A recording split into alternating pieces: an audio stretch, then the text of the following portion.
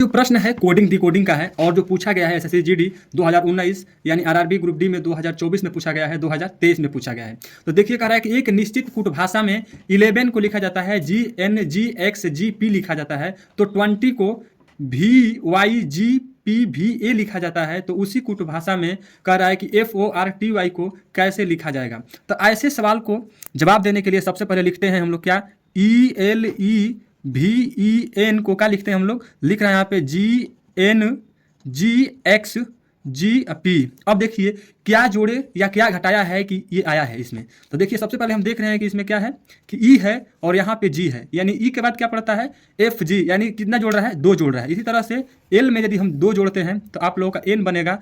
ठीक उसी तरह से आप यदि E में 2 जोड़ते हैं तो कितना बनेगा, G बनेगा। और इस तरह से V में हम लोग 2 जोड़ देंगे तो X बनेगा। ई में यदि 2 जोड़ते हैं तो जी बनेगा, और एन में यदि 2 जोड़ेंगे तो हम लोगों का पी बनेगा। उसी प्रकार यदि हम लोग देखिए यहाँ पे दिया है FORTY पूछ रहा है, तो 40 में क्या करें, 2 जोड़ दीजिए। तो एफ जो एफ के बाद क्या आता है GH होगा 2 जोड़ने पर। फिर ओ में जोड़ देंगे 2 तो क्या आ जाएगा, क्यू हो जाएगा। फिर आर में 2 जोड़ देंगे तो टी हो जाएगा।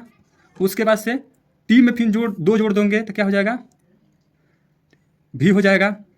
और इस तरह से ए में फिर 2 जोड़ देंगे, मतलब सॉरी वाई में 2 जोड़ देंगे तो कितना हो जाएगा, वाई में 2 जोड़ने पे जेड यानी 27 हो जाएगा। 27 पे जो आता है हमारा ए आएगा। तो इस तरह से हमारा जो ऑप्शन नंबर कौन सा सही है, बी सही है।